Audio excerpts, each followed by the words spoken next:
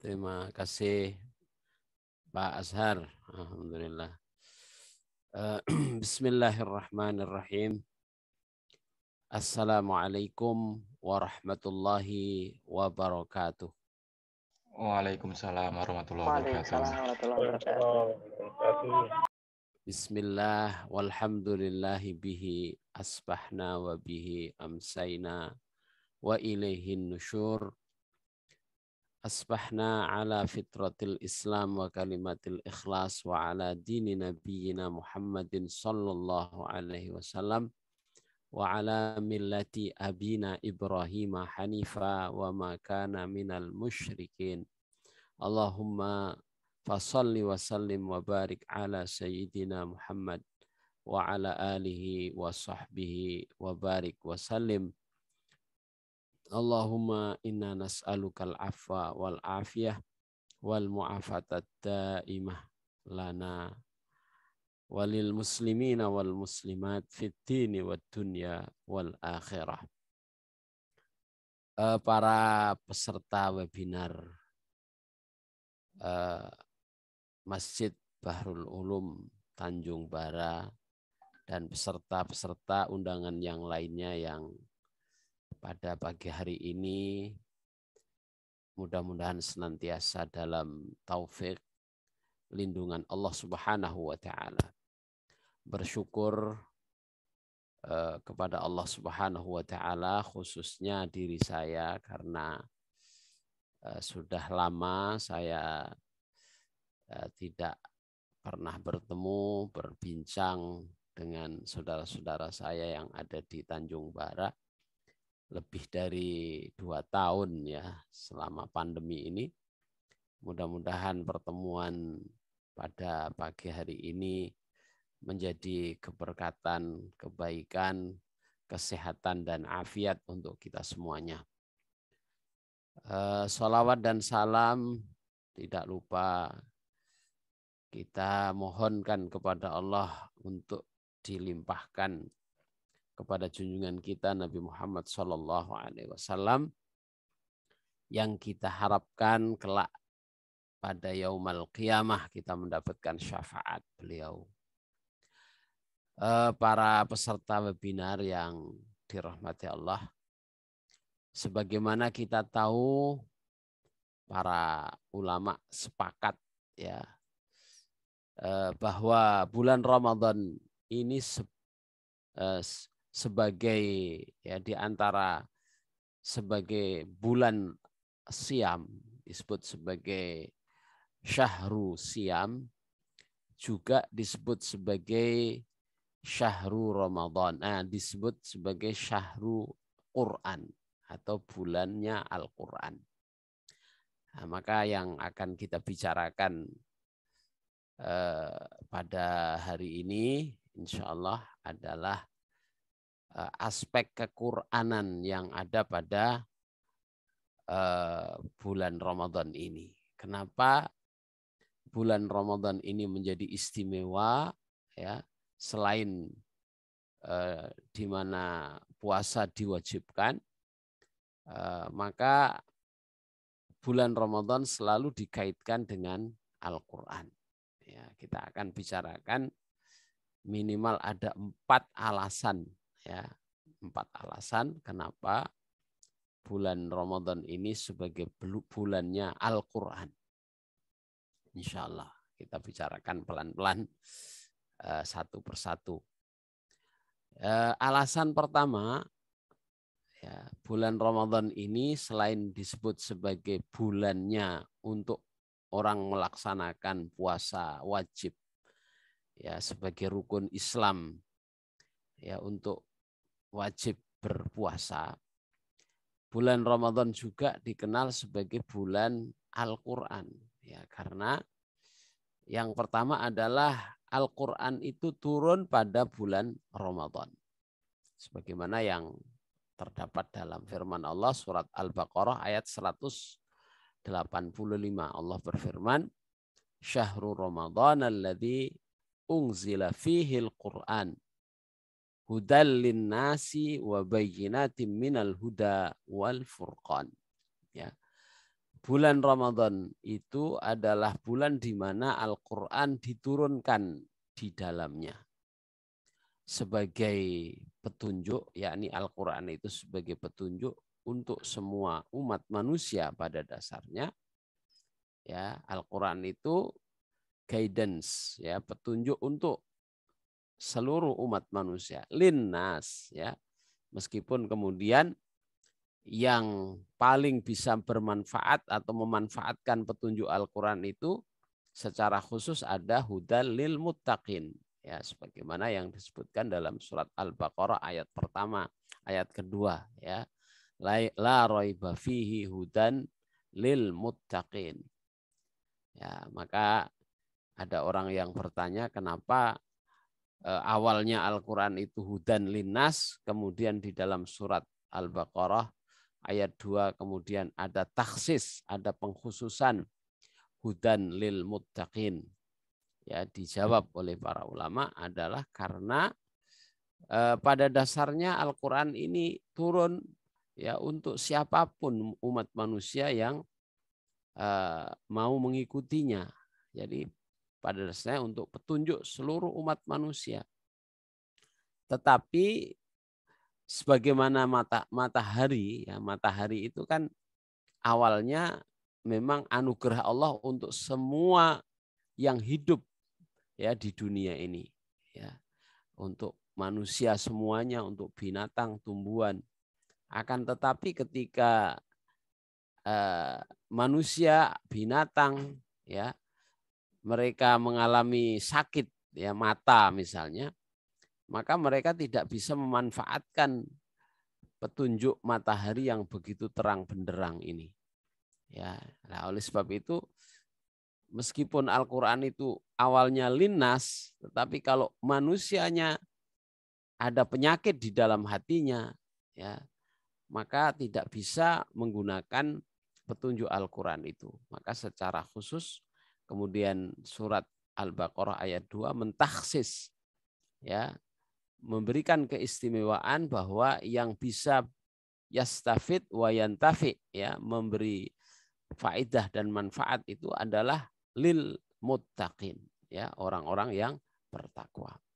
Jadi Al-Quran yang diturunkan oleh Allah di bulan suci Ramadan itu awalnya memang untuk petunjuk untuk semua manusia, tetapi ketika manusia sakit, ya, hatinya, pikirannya, ya, tertutup, ya, hatinya, maka tidak bisa memanfaatkan petunjuk Al-Quran. Wa bayyinatin minal huda wal furqan. Dan Al-Quran itu juga mengandungi penjelasan-penjelasan, ya, keterangan-keterangan tentang petunjuk Allah dan juga menjadi pembeda, ya, antara yang benar dan yang hak, yang batil dan yang yang diterima oleh Allah Subhanahu wa taala. Karena di dalam Al-Qur'an, ya, diterangkan, ya, segala persoalan, ya, antara diterangkan masalah yang halal, yang haram, jalan petunjuk qad tabayyanal rusydu minal ghayyi, antara yang jalan petunjuk yang harus diikuti, jalan sesat yang harus dihindari, yang benar, yang hak, yang salah, yang batil, semuanya dijelaskan di dalam Al-Quran supaya manusia bisa memilih, ya, karena di dalam jiwa manusia itu telah diberikan potensi fa'alhamaha fujuraha wa taqwaha, telah diilhamkan di dalam jiwa manusia, ya, di mana dia bisa menjadi manusia yang baik apabila dia menggunakan potensi kebaikannya, membersihkan dirinya, ya, dan dia bisa juga menjadi manusia jahat, manusia yang buruk, bahkan lebih buruk daripada setan, ya, apabila dia mengotori jiwanya. Dan maka dua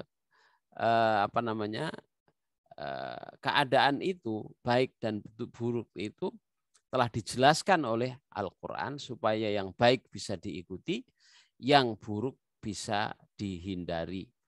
Ya, sebagaimana yang dikatakan oleh Sayyidina Umar Ibnul Khattab, ya, man la ya'riful islama man la ya'riful jahiliyah. Tidak akan mengenal Islam dengan benar apabila orang tidak mengenal jahiliyah. Jadi mengenal keburukan juga penting, ya, untuk kita bisa menghindari keburukan itu. Mengenal jalan kesesatan juga perlu supaya kita tidak masuk dalam kesesatan. Nah, maka dari sini bisa kita pahami, ya, bahwa Al-Quran itu suatu yang sangat istimewa sehingga diturunkannya juga dipilih dalam bulan yang sangat istimewa, yaitu di bulan Ramadan.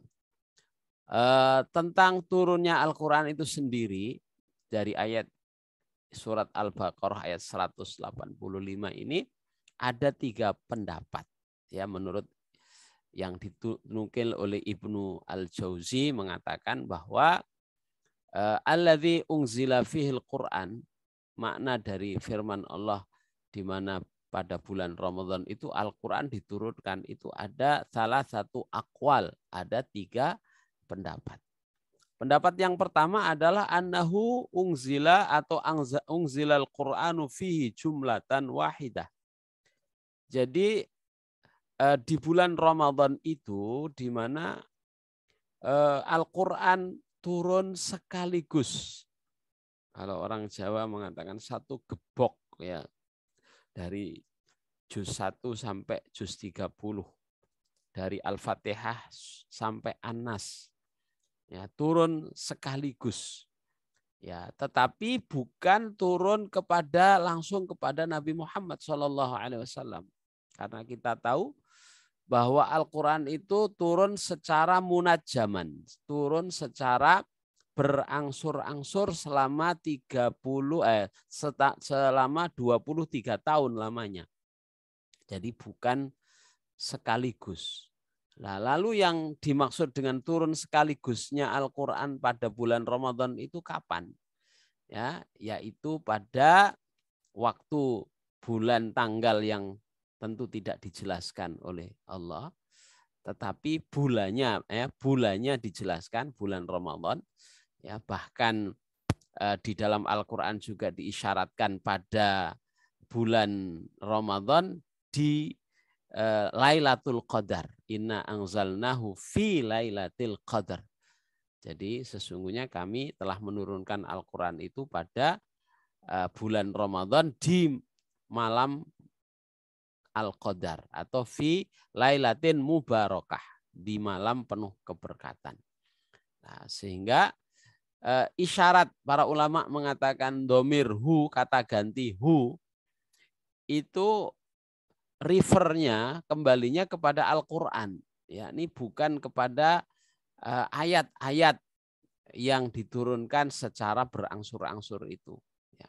Kalau begitu berarti Al-Quran itu diturunkan sekaligus, ya, yaitu pada Lailatul Qadar. Dan memang dalam sejarah turunnya Al-Quran pada Lailatul Qadar yang diterima oleh Rasulullah itu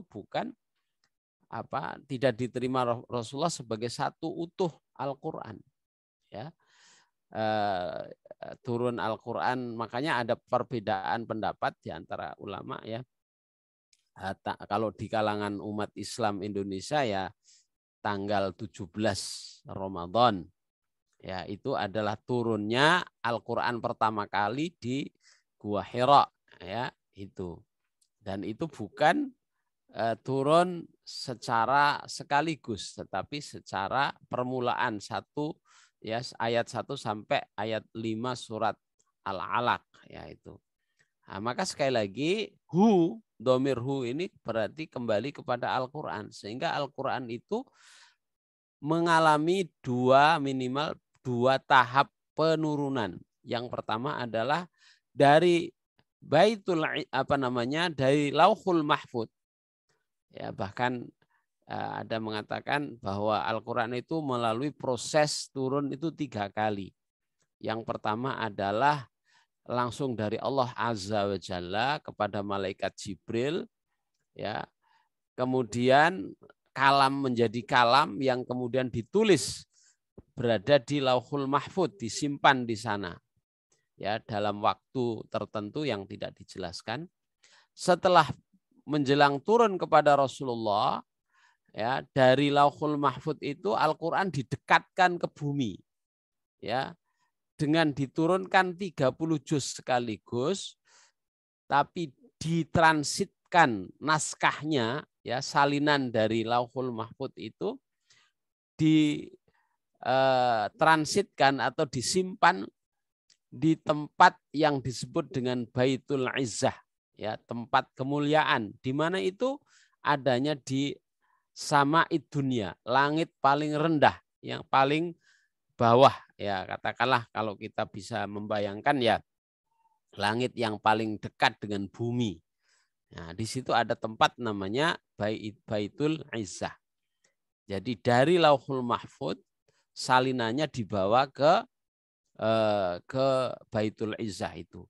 Nah, inilah yang diisyaratkan oleh Allah dalam surat Al-Baqarah ayat 185 ini. Kami turunkan Al-Qur'an pada bulan Ramadan. Yaitu maksudnya yakni turun dari Lauhul Mahfud ke sama'id dunia atau langit paling bawah, ditempatkan di satu tempat namanya Baitul Izzah. Ya. Setelah sampai di sana, ya, Baitul Izzah, ketika ada peristiwa-peristiwa yang menghendaki turun jawaban dari Al-Qur'an, maka kemudian secara berangsur-angsur malaikat Jibril mengambil, ya, jawaban-jawaban itu atas perintah Allah untuk disampaikan kepada Nabi Muhammad SAW. Termasuk surat pertama atau ayat-ayat pertama yang turun. Berarti malaikat Jibrilnya mengambil dari Baitul Izzah, ya, di tempat itu diambil sekian ayat, diturunkan kepada Nabi Muhammad SAW, berlanjut atau berlangsung sampai waktu selama 23 tahun. Nah, itu. Nah, ini pendapat pertama.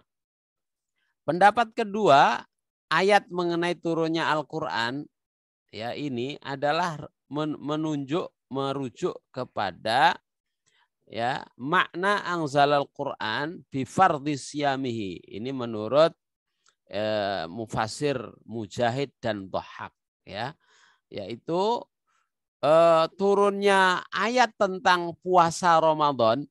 Nah, itu, ya.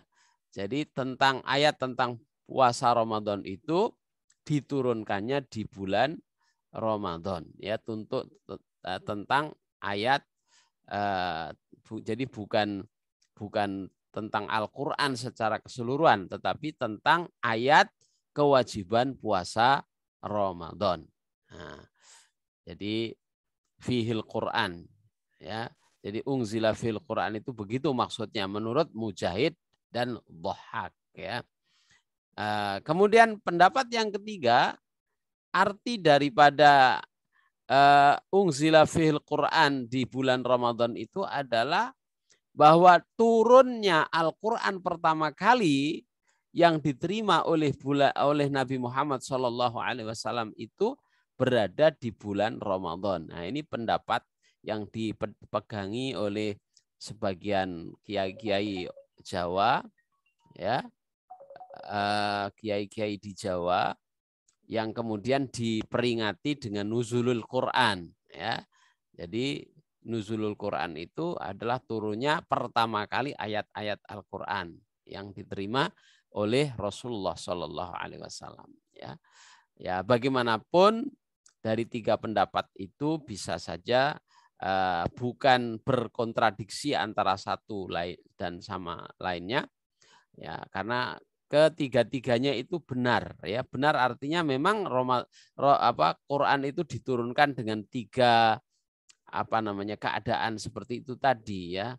Ya, sehingga bahwa Al-Qur'an itu diturunkan dari Lauhul Mahfud ke sama'id dunya itu juga benar, ya, dan ada riwayat tentang itu, bahwa Al-Qur'an tentang kewajiban puasa Ramadan itu diturunkan pada bulan Ramadan itu juga benar karena ada riwayat seperti itu. Dan kemudian turun pertama kali Al-Quran kepada Rasulullah di bulan Ramadan itu adalah benar karena ada riwayat seperti itu. Ya, dengan demikian ini juga semakin menguatkan keistimewaan bulan Ramadan. Ya, jadi dengan katakanlah bila dikatakan bahwa ketiga pendapat itu adalah benar, maka ini semakin menguatkan ya betapa bulan Ramadan itu adalah sangat istimewa ya. Karena peristiwa-peristiwa penting terkait dengan turunnya Al-Qur'an itu semuanya terjadi pada bulan Ramadan. Ya, dari poin ini mungkin jelas atau belum ya? Baik. Nah, jadi ini poin kenapa bulan Ramadan itu menjadi istimewa karena tadi ya, karena segala peristiwa turunnya Al-Qur'an yang fenomenal itu ya terjadi pada bulan Ramadan ya. Baik turun dari dari Lauhul Mahfud ke Baitul Izzah ya, itu juga turunnya di bulan Ramadan, ataupun turun perintah bulan berpuasa Ramadan juga turunnya pada bulan Ramadan. Perintah turunnya dari Baitul Izzah kepada Rasulullah juga terjadi pada bulan Ramadan. Nah, itu. Kemudian poin alasan kedua ya, kenapa bulan Ramadan ini selalu dikaitkan dengan Al-Qur'an ya. Alasan kedua adalah mudarasatu Jibril alaihissalam Al-Qur'ana ma'ar Rasul sallallahu alaihi wasallam kulla amin fi Ramadan wa fi kulli lailah. Ya. Jadi dianggap Quran ini terkait erat dengan bulan Ramadan dan menjadi keistimewaan kedua-duanya adalah karena malaikat Jibril itu dalam rangka menjaga keotentikan dan keaslian Al-Quran itu selalu turun setiap malam pada bulan Ramadan ya, untuk tadarusan ya. Kalau orang Jawa itu nderes ya, nderes Quran. Tadarusan itu artinya saling menyemak. Ya, para ulama mengatakan tadarasa ya tadarusu tadarusan menggunakan sigat musyarakah ya. Bentuk kalimatnya adalah kalimat saling, mudarasa itu saling deres. Artinya sekali tempo Nabi membacakan hafalannya kepada Jibril dan kemudian Jibril menyemak, lalu Jibril juga membacakan wahyunya yang sudah diturunkan kepada Nabi dan Nabi nyemak. Dan itu dilakukan, kata sebuah riwayat dari Sayyidatina Aisyah radhiyallahu an ya, dan juga dari Ibnu Abbas ya, bahwa Rasulullah Shallallahu alaihi wasallam itu karena Nabi Shallallahu alaihi wasallam ajwadun nas. Nabi Muhammad itu adalah orang yang paling cakep, paling berpenampilan menarik, ajwadun nas ya. Orang yang sangat menarik penampilannya, sangat baik penampilannya. Tetapi wa ajwadu ma yakunu fi Ramadan, tetapi yang paling baik lagi ya ketika bulan Ramadan ya. Di bulan-bulan biasa saja Rasulullah itu sudah sangat menarik penampilannya ya. Tetapi di bulan Ramadan beliau lebih menarik lagi penampilannya. Kenapa? Karena hina yalqahu Jibril. Ketika beliau ya waktu itu bulan Ramadan karena sedang bertemu dengan Jibril, selalu didatangi tamu yaitu Jibril. wa kana Jibrilu alaihi salam yalqahu fi kulli lailatin min Ramadan. Ya. Dan riwayat ini mengatakan bahwa adalah Jibril itu bertemu Rasulullah setiap malamnya, ya, setiap malam di bulan Ramadan bertemu. Ya, setahun sekali Jibril itu di bulan Ramadan, ya, datang menemui Rasulullah setiap malamnya. Maka fayudarisuhul Quran. Lalu kedua-duanya saling menderes Al-Quran, saling menyemakkan bacaan Al-Quran, menyemakkan itu, mensimakkan, ya, mensimakkan atau memperdengarkan atau tasmi' bacaan Rasulullah Al-Quran. Ya, fali Rasulullah sallallahu alaihi wasallam ajwadu bil khairi minar rihil mursalah.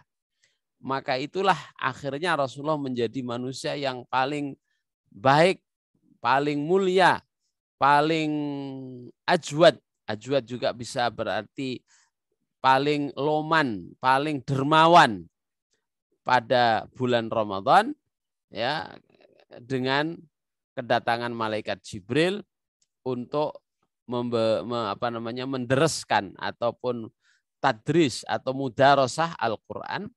Dikatakan kedermawan beliau itu adalah ajwatu minar rihil mursalah, ya, lebih dermawan daripada hembusan angin, gitu ya. Itu menggambarkan betapa Rasulullah itu sangat baik pada bulan yang lain, tapi di bulan Ramadan juga lebih baik, lebih dermawan, lebih penampilan menarik dan menyenangkan hati.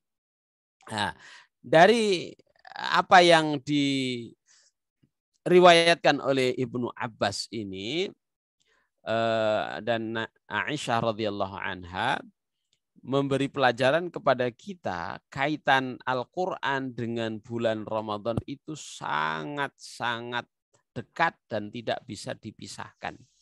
Ya, sehingga full malam-malamnya Rasulullah Shallallahu Alaihi Wasallam itu selalu disibukkan dengan Al-Quran selain sholat malam, ya, karena kedatangan malaikat Jibril. Maka tidak salahlah selain disebut sebagai bulan Syam, dia juga menjadi bulan Al-Quran, ya, karena sedemikian dekatnya Rasulullah Shallallahu Alaihi Wasallam dengan urusan-urusan Al-Quran ini. Nah, itu alasan yang kedua, ya, kenapa bulan Ramadan itu istimewa dengan turunnya Al-Quran, istimewa dengan penuhnya kajian-kajian ataupun bacaan-bacaan Al-Quran, ya, sehingga kita dulu, ya, di Jawa itu, ya, di sini juga kita coba untuk hidupkan itu, yang namanya baca Quran itu, kalaupun orang setahun itu tidak pernah baca Quran, ini orang kampung saya itu, Ramadan itu betul-betul dimanfaatkan, ya, untuk tadarusan, ya. Jadi orang-orang yang tidak mungkin selama setahun selain bulan Ramadan itu nggak pernah baca Quran, itu dibela-belain sampai jam 12 malam sampai subuh itu membaca Al-Quran, ya. Karena apa? Karena itu tadi, ya, ittiba'an li sunnatin Nabi Shallallahu Alaihi Wasallam, ya, karena mengikuti sunnah Nabi Shallallahu Alaihi Wasallam, berinteraksi dengan Al-Quran sedemikian rupa, ya. Itu alasan yang kedua. Alasan yang ketiga, ya, adalah Al-Quran itu disamakan oleh Rasulullah Shallallahu Alaihi Wasallam dengan puasa, ya, dalam hal kedua-duanya akan memberikan syafaat, ya, kepada sahibnya, kepada orang yang komitmen terhadap keduanya, ya. Waqad jama'a Rasul sallallahu alaihi wasallam baina siyam wal Quran. Ya. Rasulullah mengaitkan, menghubungkan atau mengimpunkan antara, mempertemukan antara puasa dengan Quran itu. Li'anna syahra Ramadhana huwa syahrul Quran, ya, di samping karena bulan Ramadan adalah bulan Al-Quran, fayambaghi antakunal irtibatu bainahuma irtibatan watidan, ya, maka hubungan antara puasa dengan Al-Quran itu, ya, memiliki hubungan yang sangat dekat, mutamayyizan wathiqan, ya, istimewa dan sangat dekat, ya, dibanding dengan bulan-bulan yang lain. Maka diriwayatkan dari Abdullah ibnu Umar, ya, Abdullah ibn Amru, ya, bahwa Rasulullah Shallallahu Alaihi Wasallam bersabda, "As-siyamu wal Qur'anu yushaffi'ani lil abdi yaumal qiyamah." Atau yashfa'ani lil abdi yaumal qiyamah. Kata Rasulullah bahwa Al-Quran dan puasa Ramadan itu akan memberikan syafaat, ya, kepada hamba yang komitmen kepada keduanya tentunya nanti atau kelak pada hari kiamat. Fayaqulus siyam, ya, puasa nanti akan matur, ya, akan menyampaikan kepada Allah, ya, ai Rabbi, wahai Tuhan, mana'tuhu at-ta'am wasyahwat bin nahar, ya, saya telah mencegahnya, menghalanginya dari dia makan dan minum serta melampiaskan syahwatnya, ya, kepada istrinya di siang hari. Fasyafi'ni fihi, maka izinkanlah saya memberikan syafaat untuknya. Nah, jadi puasa Ramadan itu akan menyampaikan keinginannya memberi syafaat kepada ahli puasa. Ya, karena alasan apa? Karena dialah, gara-gara berpuasalah seorang shaim dan shaimah, ya, tidak makan, tidak minum, tidak bercampur dengan istrinya.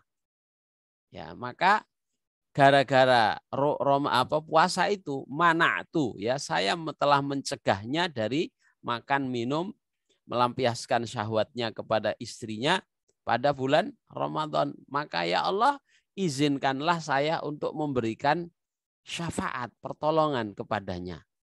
Nah, ini kata puasa nanti di hadapan Allah. Sedangkan Al-Quran juga mengatakan, ya, mana'tun nauma bil laili fasyafi'ni fihi. Ya, kata Al-Quran kepada Allah, ya Allah, sahibul Quran ini, ahli Al-Quran ini telah menahan tidurnya, tidak tidur di malam-malam harinya gara-gara membacaku. Jadi di siang hari dia puasa, di malam harinya dia membaca Al-Quran. Ya, oleh sebab itu ya Allah, fasyafi'ni fihi, berikanlah saya izin, ya, untuk memberikan syafaat kepadanya. Ya, tentunya pemberian syafaat puasa dan Al-Quran itu tidak serta-merta bisa dilakukan sebelum minta atau diizinkan oleh Allah. Ya, sebagaimana yang kita fahami di dalam surat ayat kursi, ya.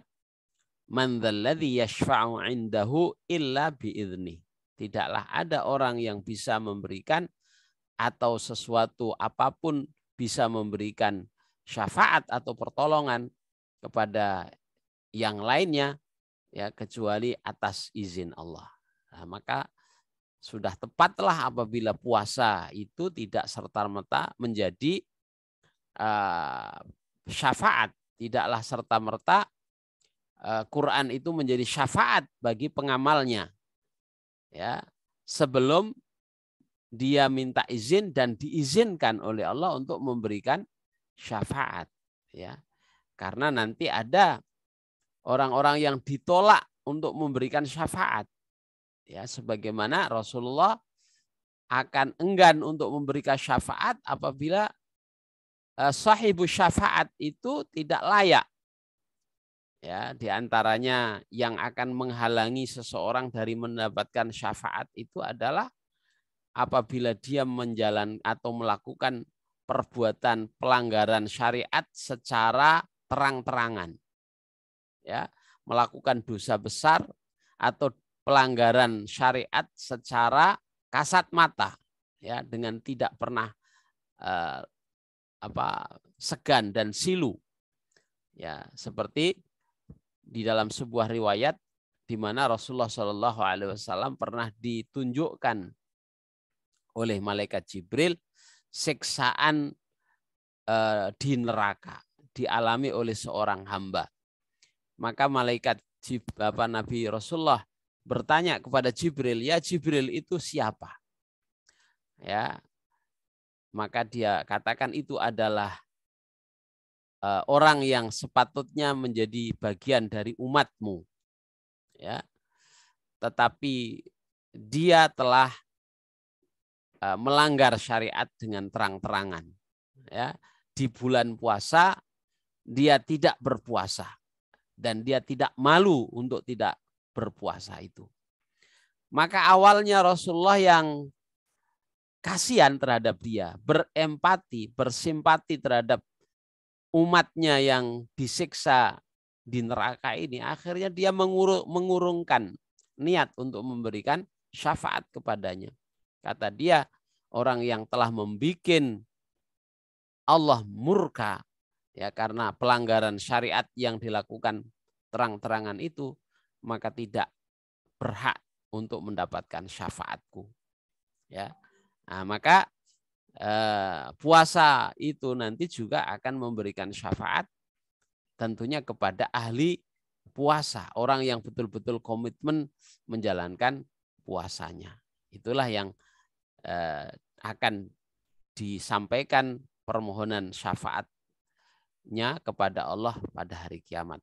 Fayusyafa'ani, ya, fayusyafa'ani, maka kedua-duanya yakni Al-Qur'an dengan puasa itu, ya, telah diizinkan oleh Allah untuk memberikan syafaat pertolongan, ya, kepada orang yang berhak mendapatkannya. Ya, nah itu tadi. Jadi kenapa bulan puasa itu istimewa, ya, ataupun Ramadan itu istimewa? Karena dia terkait juga, ya, dua amalan yang tidak dipisahkan, ya, karena terkait dengan Quran. Antara Quran dengan puasa sama-sama diberikan peluang untuk memberikan syafaat, ya, kepada pelaku-pelakunya atau mereka yang komitmen, ya, terhadap puasanya, ya. Kemudian alasan yang keempat adalah istighalu salafil ummah bil Qur'ani fi Ramadan.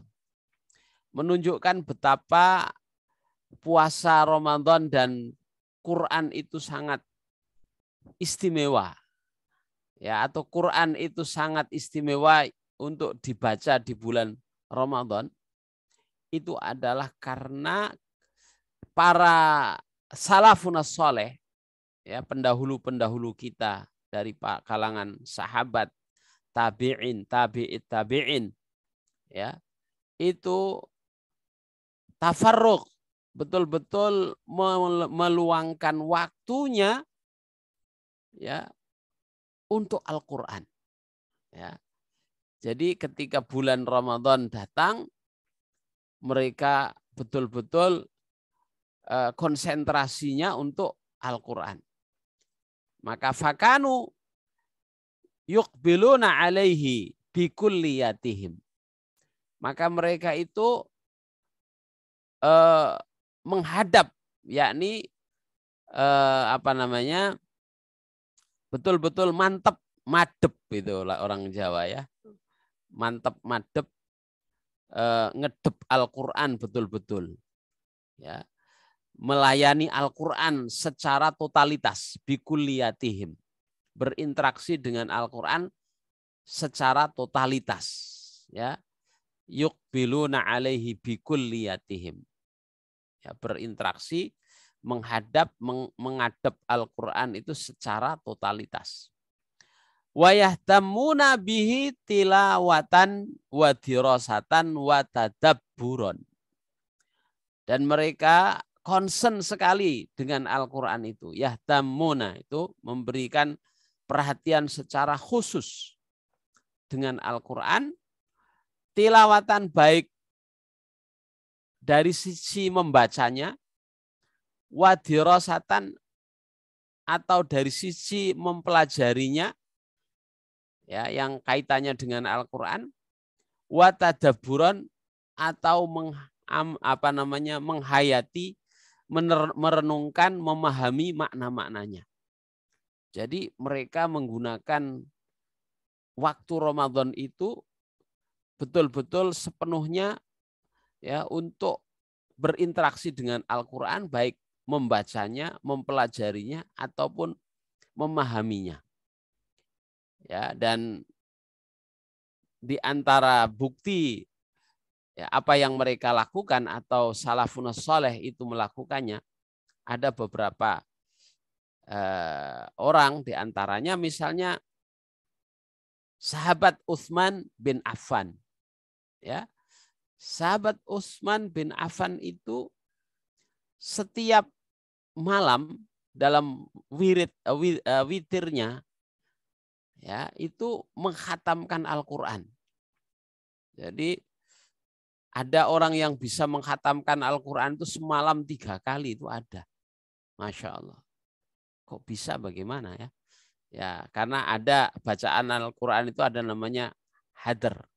Hadar itu bisa dibaca dari juz 1 sampai juz 30 itu kurang lebihnya bisa sampai 4 atau 3 jam itu bisa. Karena bacaannya cepat sekali, dan itu tentunya hanya orang-orang tertentu yang diberi keistimewaan oleh Allah ya. Di program komputer itu ada siapa, Syekh Ibrahim siapa itu, yang bacaannya menghatamkan Al-Qur'an dalam waktu 6 jam dengan bacaan yang hadar, yang cepat seperti itu ya. Nah, tapi kalau bacaannya belum layak untuk baca seperti itu ya nggak boleh ya. Ya, kalau sudah terbiasa, istilahnya sudah banyu mili ya, seperti air mengalir, nah itu boleh ya. Nah, jadi Sayyidina Utsman itu selalu menghatamkan Al-Qur'an dalam semalam. Sebegitu juga Imam Asy-Syafi'i ya. Imam Asy-Syafi'i menghatamkan Al-Qur'an itu 60 kali dalam bulan Ramadan. 60 kali, berarti satu malamnya 2 kali. Ya. Jadi 60 kali. Itu yang membuat Imam Ahmad bin Hambal itu iri. Ya. Jadi beliau mencoba untuk bisa menghatamkan Al-Qur'an satu malam itu 2 kali. Ternyata beliau nggak bisa. Ya, Imam Syafi'i itu bisa. Ya. Jadi kana lisyafi'i fi Ramadan sittuna khatmah. Jadi Imam Syafi'i di bulan Ramadan itu menghatamkan 60 kali khataman. Ya, yaqra'uha fi ghairi shalah, dibacanya ya di luar salat. Wa an Abi Hanifah, dan begitunya diriwayatkan dari Abu Hanifah ya, tentang tabi'in, tentang tabi'in, misalnya Qatadah yadrusul Qur'ana fi syahri Ramadan ya. Qatadah mempelajari Al-Quran, ya, menderes, menghatamkan Al-Quran, ya, mempelajari, menyibukkan diri dengan Al-Quran di bulan Ramadan. Bahkan Az-Zuhri apabila masuk bulan Ramadan, ya, maka beliau mengatakan fa inna ma huwa tilawatul Quran wa it'amut ta'am. Ada dua hal yang sangat diperhatikan oleh beliau selama bulan Ramadan itu. Yang pertama adalah baca Quran dan memberi makan orang. Nah, karena beliau ingin mendapatkan pahala besar dari membaca Quran dan mendapatkan pahalanya orang berpuasa. Nah, itu namanya apa? Kuantum amal itu ya, lompatan amal itu. Jadi kita bisa mendapatkan pahala, ya. Nanti ya, kita bisa di samping kita mendapatkan ganjaran puasa kita sendiri, ya, kita juga bisa mendapatkan pahala ganjaran puasa dari orang lain, dari amalan puasanya orang lain. Misalnya kan man aftara shaiman falahu ajru saumihi. Jadi barang siapa yang memberikan makan berbuka puasa untuk orang yang berpuasa, maka dia mendapatkan pahala puasa dia tanpa harus mengurangi ganjaran atau pahala dia yang melakukannya itu. Allah berikan secara khusus, ya, pahala kita sama seperti kita mendapatkan dari orang yang berpuasa itu. Nah, maka bulan puasa itu adalah bulan Al-Quran dan bulan untuk memberikan makan kepada orang lain, kata Imam Az-Zuhri. Begitu juga Imam Malik, ya, idza dakhala Ramadan yafirru min qiraatil hadis. Jadi Imam Malik ini adalah ahli hadis. Tetapi ketika di bulan Ramadan beliau menghindari membaca hadis, ya, yafirru itu menghindari dari membaca hadis. Wa mujalasati ahli ilmi, dan tidak duduk, ya, tidak mendengarkan atau tidak bersama ahli ilmu. Ya, artinya tidak membuat kajian beliau, ya. Di bulan Ramadan beliau tidak membaca hadis. Untuk tentunya hadis yang dia maksud ya hadis adalah tidak menulis hadis, tidak menyampaikan persoalan-persoalan yang terkait dengan hadis, dan tidak membuat majelis ilmu bersama ahli ilmu yang lain. Tetapi apa, wa aqbala ala tilawatil Quran minal mushafi. Tetapi beliau konsentrasi untuk membaca Al-Quran langsung dari mushaf. Ya, para ulama sepakat, ya, bahwa membaca Al-Quran melalui mushaf itu lebih utama dari hafalan. Meskipun kita hafal, ya, meskipun kita menghafal, tetapi kalau kita membacanya dari membuka kitab atau membuka mushaf itu lebih utama. Ada alasan diantaranya adalah membuka mushaf itu bisa menguatkan hafalan. Yang kedua, membuka mushaf itu adalah mendapatkan apa yang kita lihat dari setiap huruf mushaf itu mendapatkan pahala. Ya, nah, berbeda ketika kita menghafal. Menghafal itu tidak hanya kerja hati atau kerja pikiran. Tetapi kalau kita membuka mushaf, jadi ada kerja mata, kerja hati, kerja pikiran. Maka pahalanya tentu lebih besar. Itu menurut para ulama. Dan begitu juga Imam Sufyan Ats-Tsauri, idza dakhala Ramadhana taraka jami'al ibadah wa aqbala ala tilawatil Quran. Kata beliau, Imam Ats-Tsauri itu kalau masuk bulan Ramadan, beliau tinggalkan ibadah-ibadah lainnya. Maksudnya yang sunnah, ya, ibadah-ibadah sunnah yang lainnya. Tapi dia full konsentrasi terhadap Al-Qur'an. Ya. Jamaah sekalian yang dirahmati Allah, itulah tiga atau empat perkara tadi yang menunjukkan betapa istimewanya Ramadan dan dekatnya hubungan Ramadan dengan Al-Qur'an, ya, karena dua amalan ini begitu istimewa, ya, dan oleh karenanya para ulama sangat-sangat peduli, sangat-sangat memperhatikan, ya, amalan dengan membaca Al-Quran selama bulan Ramadan. Nah, ini insya Allah terutamanya nanti pada 10 terakhir, ya, mudah-mudahan kita bisa menyisihkan waktu kita untuk bisa, yang belum khatam Al-Quran bisa mengkhatamkan, atau menggunakan waktu-waktu malam kita untuk tadarusan, ya. Ya, mudah-mudahan insya Allah Al-Quran akan menjadi pemberi syafaat, ya, untuk kita. Ya, untuk sementara itu saja dari 4 ini yang bisa kita sampaikan.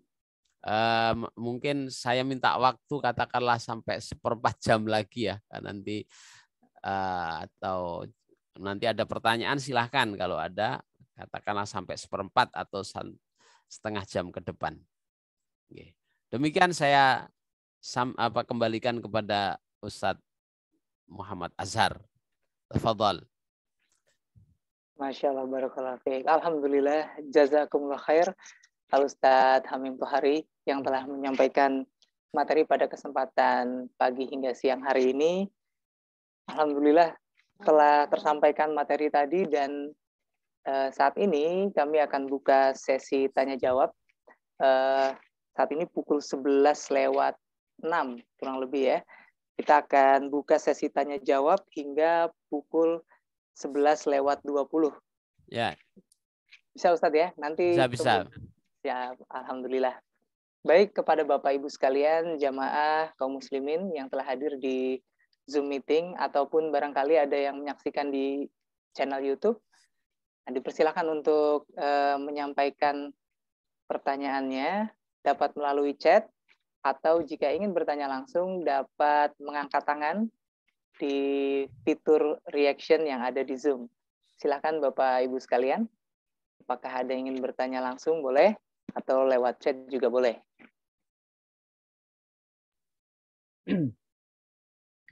Saya Syekh. Oh, siap.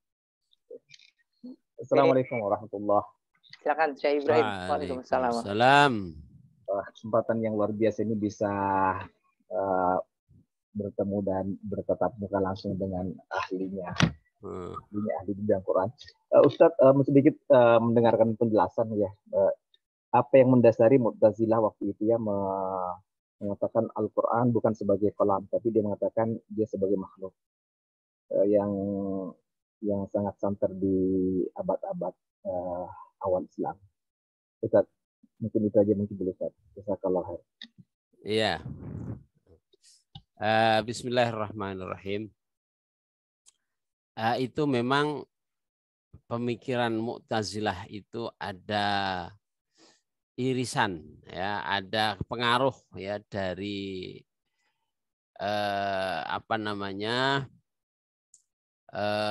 pemikiran Nasrani, Kristen, ya, yang menyatakan bahwa Al-Quran itu adalah makhluk, ya, di mana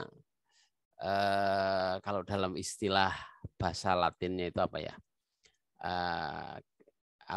karena dianggap bahwa Quran itu adalah kalamullah. Quran itu adalah kalamullah. Kalam itu sebagaimana dia sebut Isa adalah kalamullah, ya, Isa adalah kalamullah. Nah, maka sama-sama kalamnya, ya, satu makhluk atau jadi dari Allah, maka dia tidak hanya sekedar sebagai firman saja, tetapi dia adalah bagian dari Allah itu sendiri, ya. Nah, disitulah yang kemudian menjadi polemik yang berkepanjangan, yang kemudian menjadi fitnah di zaman itu, di mana ulama-ulama yang tidak setuju kemudian mendapatkan hukuman ya penjara seperti Imam Syafi'i dan Imam Ahmad bin Hambal ya yang harus mendekam di penjara pada pemerintahan Khalifah siapa dulu waktu itu ya. Jadi karena Khalifah ini agak cenderung ya kepada pendapat Mu'tazilah itu ya, karena dianggap bahwa kalam Allah itu berarti adalah sesuatu yang diturunkan, diciptakan ya oleh Allah. Jadi bukan tapi kalau dalam akidah salaf ya, akidah syariah misalnya, kalam Allah itu adalah kalamun qadim ya. Jadi firman-Nya yang terdahulu. Jadi bersama adanya Allah, firman itu sudah ada ya. Jadi bukan kalau Mu'tazilah mengatakan bahwa itu adalah turunan dari Allah. Jadi munculnya sesudah ada Allah gitu ya. Maka itulah akhirnya disebut sebagai makhluk karena sesuatu yang baru muncul sesudahnya maka dia adalah makhluk. Dan kalamullah Al-Quran itu dianggap sebagai sesuatu yang muncul kemudian. Nah, ini turunan dari Allah berarti dia adalah diciptakan. Sedangkan akidah akidah ahli sunnah wal jamaah meyakini bahwa kalamullah itu tidak terpisah dari sifat kidamnya Allah, ya sifat terdahulunya Allah. Sehingga dia ada bersama dengan adanya Allah, ya kalam itu. Ya, sehingga dia tidak dikatakan sebagai tidak dikatakan sebagai makhluknya karena dia tidak baru. Maka kita katakan bahwa kalamullah adalah kalamun qadimun la yumallu tilawatu ya kalam qadim yang tidak bosan-bosan untuk dibaca kan gitu. Baik, mungkin begitu yang bisa saya jawab Pak Ibrahim. Jazakallah Ustaz, jazakallah. Jazakumullah khair Ustaz Imam Tohari. Masya Allah, Syekh Ibrahim, kita belajar akidah asma wa sifat ini. Baik, selanjutnya kami buka sesi pertanyaan, masih dibuka. Ada pertanyaan dari chat box Ustadz, izin saya bacakan. Bismillah, Ustadz, apa yang sebaiknya kita lakukan untuk istiqomah dalam tilawah harian? Jazakallahu khairan, dari Bu Ringgan Ayu. Ya, jadi untuk bisa konsisten membaca Al-Quran itu tentunya dari tadrijian, dari pelan-pelan, ya, sedikit demi sedikit. Sebagaimana tujuan diturunnya Al-Quran secara munajaman atau tilawatan atau tanzilan, ya turunan Al-Quran secara pelan-pelan itu juga supaya begitu ya, supaya umat Islam ini bisa dengan pelan-pelan juga bisa mengikutinya secara konsisten. Jadi sebagaimana Rasulullah mengatakan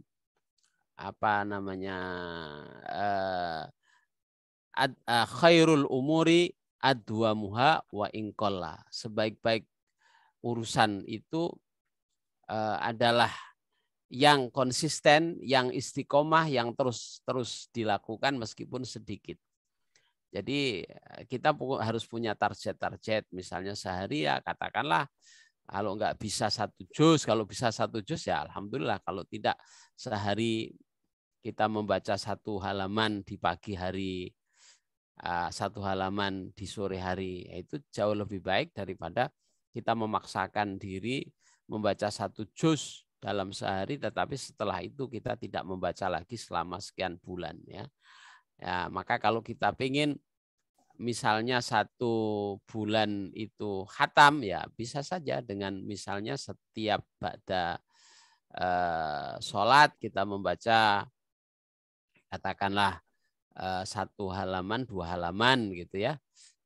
Kan seminggu itu kita kalau bisa membaca 5 halaman kan sebulan kita bisa 1 juz ya.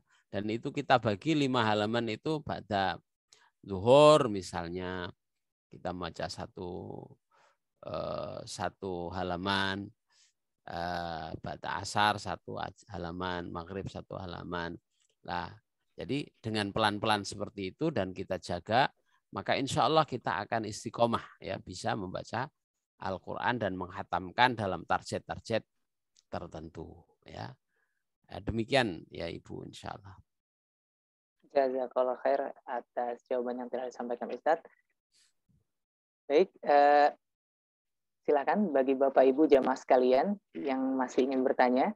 Saat ini pukul 11:14, kita masih ada kurang lebih 5 menit lagi untuk sesi tanya jawab. Kemudian nanti setelah tanya jawab ada kuis dan penutup. Silakan jika masih ada pertanyaan. Assalamualaikum. Waalaikumsalam. Silakan. Dengan... Waalaikumsalam. Dengan Pak siapa ini? Pak Robi ya? Silakan Pak Robi pertanyaannya. Oke, pertanyaan dari saya. Walaupun misalkan laki-laki saya gitu ya berpuasa 1 bulan gitu, tapi di waktu hari tidak pada saat bulan puasa gitu ya, kita berpuasa gitu ya, niatnya itu mengkodok gitu loh.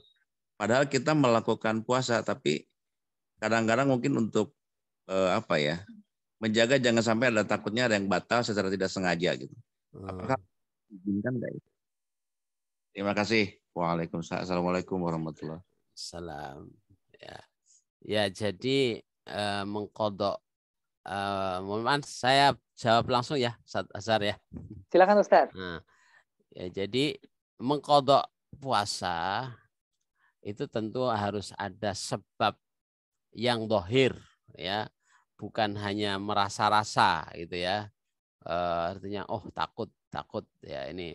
Nah, jadi kalau itu dilakukan ya tentunya kita nggak tahu ya mana puasa kita yang harus dikodok ya. Nah, berapa kali jumlahnya, dan itu kan menjadi sesuatu yang melakukan sesuatu yang tidak pasti dalam ibadah, apalagi ibadah mahdhah seperti puasa yang sudah tertentu ini ya tentu jangan dilakukan ya. Jadi kalau ada sebab-sebab tertentu yang kita tahu batal puasa kita karena karena sakit, karena safar, karena hal-hal udzur yang lain. Nah, itulah fa'iddatu min ayyamin ukhor ya. Maka kita akan membayarnya pada bulan ataupun hari-hari di bulan yang lain ya. Tetapi kan iddah itu yakni hitungannya jelas ya, bukan karena jangan-jangan ada puasa kita yang bolong ya. Nah, maka niatnya kalau ada niat jangan-jangan itu jangan niatnya qadha ya. Tetapi kita melakukan puasa sunnah ya, niat puasa sunnah untuk melengkapi barangkali ada puasa wajib kita yang kurang, sebagaimana ketika kita melakukan sunnah sholat sunnah untuk meniatkan jangan-jangan ada sholat kita yang belum lengkap ya. Jadi bukan niat mengkodok puasa ya. Jadi kalau mengkodok puasa itu harus ada jelas ya hitungannya apa yang kita tinggalkan. Tapi kalau hanya takut jangan-jangan, nah maka niatkan saja pula puasa sunnah ya, untuk melengkapi sebagaimana dalam niat sholat sunnah untuk menyempurnakan jangan-jangan ada kewajiban sholat kita yang tidak sempurna gitu ya. Nah, jadi sekali lagi intinya bahwa kalau qadha itu harus jelas ya, harus jelas hitungannya. Tapi kalau rasa-rasa atau jangan-jangan, nah itu jangan diniatkan qadha, tapi diniatkan sholat puasa sunnah, seperti misalnya 6 hari sebelum sesudah Ramadan, Senin Kamis dan sebagainya, itu dengan niat untuk mungkin untuk melengkapi kekurangan-kekurangan yang tidak sengaja pada puasa Ramadan kita, ya. Jadi begitu ya Pak jawabannya, insya Allah. Dengan yang tadi sih, marah gitu kan, itu kan membatalkan puasa. Apa? Marah Ustadz, marah membatalkan puasa, apakah membatalkan puasa Ustadz? Nah, ya. Jadi hal-hal yang membatalkan puasa itu secara fikih ya, atau bahkan secara syar'i itu adalah perkara-perkara yang secara zahir sudah dijelaskan, seperti makan, minum, ya, bersetubuh dengan istri, ya, dari terbitnya fajar sampai tenggelaman matahari. Jadi sifatnya teknis sekali ya yang membatalkan puasa itu. Tetapi marah, kemudian gunjing orang, dan tidak membatalkan puasa, tetapi bisa mengurangi pahalanya puasa, bahkan habis puasanya. Jadi maka misalnya kalau orang marah itu tidak harus mengkodok puasanya sih tetap sah, ya. Tetapi bisa saja pahalanya tidak dapat, ya, sebagaimana dalam sabda Rasulullah, kam min shaimin laisa lahu min siyamihi ilal ju'il wal atash. Ada orang puasa yang tidak mendapatkan pahala kecuali hanya dapat lapar dan dahaga saja, ya. Nah, maka kalau misalnya kita jelas minum dan itu baru mengkodok. Tapi kalau karena marah gitu ya, oh saya marah berarti puasa saya batal, besok lain Ramadan saya harus berpuasa, ya. Memang tidak wajib ya untuk mengkodok gara-gara marah gitu, tidak ya. Tapi kalau hal-hal yang terkait dengan hukum membatalkan puasa ya wajib untuk kodok, ya. Jadi begitu ya. Jadi tidak membatalkan puasa, tetapi mengurangi pahala puasa, bahkan menghabiskan sama sekali pahala puasa. Tapi puasanya tetap sah, begitu ya. Baik, jazakallah khair. Pak Ustadz atas jawabannya. Mudah-mudahan dapat menjawab pertanyaan. Baik, alhamdulillah saat ini telah pukul 11:20. Nampaknya masih ada pertanyaan, namun karena waktu yang membatasi kita akan langsung saja ke sesi kuis. Jadi di sesi kuis ini nanti akan ada 2 pertanyaan. Ustadz, mohon izin saya bantu menyampaikan pertanyaan. Nanti bagi yang dapat menjawab dengan benar, Ustadz yang menilai insya Allah akan mendapatkan hadiah dari panitia. Baik, langsung saja jamaah sekalian, Bapak Ibu siap-siap ya. Saya akan bacakan pertanyaannya. Sebagaimana yang telah disampaikan Ustadz pada kesempatan pagi hari ini, ada 4 alasan kenapa bulan Ramadan sangat terkait dengan Al-Quran. Nah, tapi bukan itu pertanyaannya. Yang pertama, bulan turunnya Al-Quran. Yang kedua, merupakan waktu antara Nabi SAW dan Jibril AS melakukan moderasi Al-Quran. Yang ketiga, Al-Quran disamakan dengan puasa dalam hal memberi syafaat. Dan yang keempat, para salafus soleh memberi perhatian khusus untuk Al-Quran. Pertanyaannya, di yang pertama, yaitu Al-Quran dikaitkan sangat erat di bulan Ramadan, yaitu karena ini adalah bulan turunnya Al-Quran. Nah, coba sebutkan 2 saja dari 3 tafsir yang menjelaskan apa yang dimaksud dengan bulan turunnya Al-Quran di bulan Ramadan ini. 2 saja dari 3 yang silakan Bapak Ibu jamaah sekalian yang ingin menjawab bisa langsung di open mic atau menulis di chat. Nanti yang paling cepat dan tepat akan insya Allah mendapatkan hadiah. Silakan Bapak Ibu. 2 tafsir yang menjelaskan kenapa atau menjelaskan terkait Al-Quran di bulan Ramadan.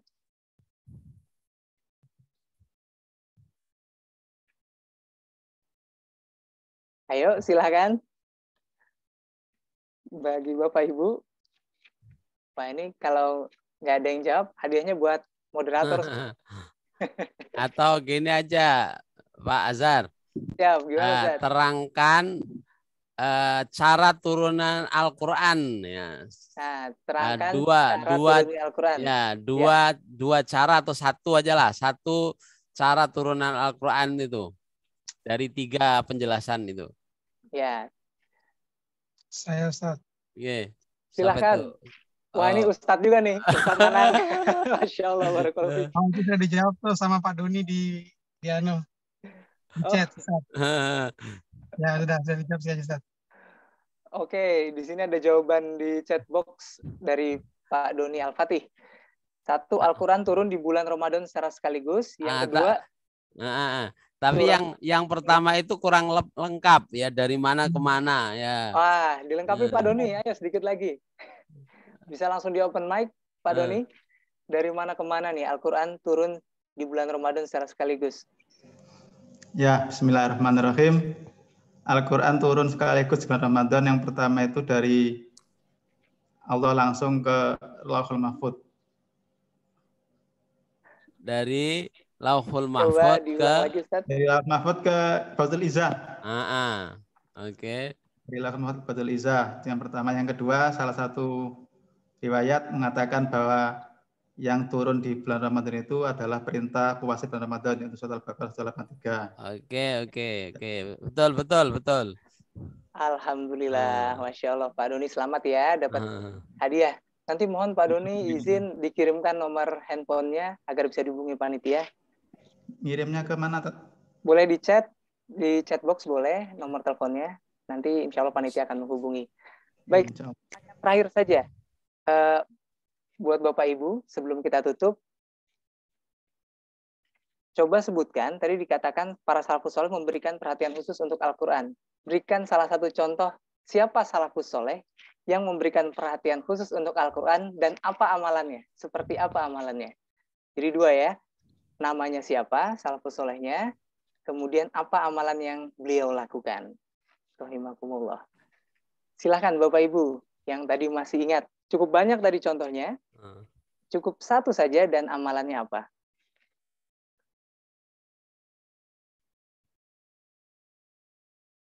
Silahkan, ada yang bisa menjawab?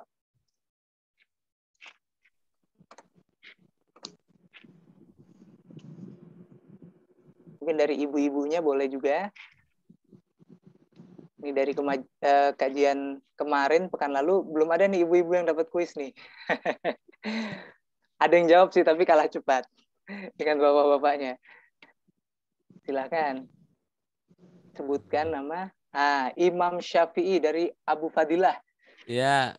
Membaca 60 juz dalam 1 bulan. Bagaimana Ustaz? Bulan Ramadan 60 juz ya. 60 juz atau gimana Ustaz? 60 ya katakanlah 2.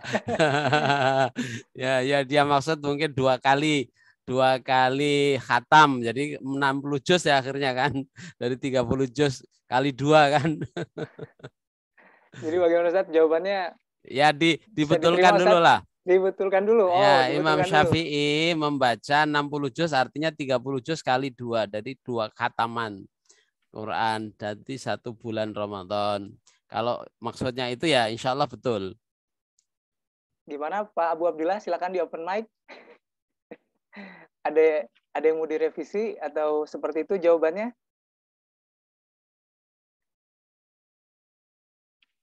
Dua kali khataman dalam 1 malam. Oke, betul. Masya Allah. Sudah direvisi ya. Jadi 60 kali dalam 1 bulan tadi ya disampaikan Imam Syafi'i rahimahullah. Baik, jazakumullah khair Pak Abu Abdillah. Mohon selamat ya, mohon dikirimkan nomor handphonenya untuk dicatat oleh panitia. Baik, alhamdulillah nampaknya cukup sekian kuisnya dan kita sudah di penghujung acara. Sebelum kita tutup kisah di pertemuan kali ini, mohon izin Ustadz Hamim Thohari untuk menyampaikan sedikit penutup yang mungkin dapat memberikan motivasi kepada kita semua sehingga kita lebih bersemangat lagi dalam mentadaburi, dalam mempelajari Al-Quran khususnya di bulan Ramadan ini. Ya. Jadi insya Allah dengan apa yang tadi kita bicarakan terkait dengan keistimewaan Ramadan dan Al-Quran, maka ini masih ada waktu, insya Allah khususnya nanti di malam-malam Lailatul Qadar ya, jangan sampai kita kelewatan untuk berinteraksi dengan Al-Quran. Maka insya Allah kita persiapkan ya, mungkin yang cuti terutamanya bisa dapat cuti ya kita i'tikaf atau kita mempersiapkan untuk bisa minimal untuk bisa khatam Al-Quran, membaca tafsir dan mengamalkan Al-Quran selama bulan Ramadan ini. Jadi kesempatan itu jangan sampai disia-siakan. Mudah-mudahan insya Allah kita mendapatkan syafaat dari bulan Ramadan dan syafaat Al-Quran. Ya, demikian mungkin dari saya. Dan amin ya rabbal alamin. Saya akhiri, itu cukupkan sampai di sini. Mudah-mudahan yang kita bicarakan bermanfaat. Ditutup dengan doa atau gimana ini, Pak? Fadhil Ustaz, silakan. Baik, bismillahirrahmanirrahim. Alhamdulillahirabbil alamin. Hamdan yuafi ni'amahu wa yukafi'u mazidah. Ya Rabbi lakal hamdu kama yanbaghi li jalali wajhika wa 'azimi sultanik. Allahumma shalli wa sallim wa barik ala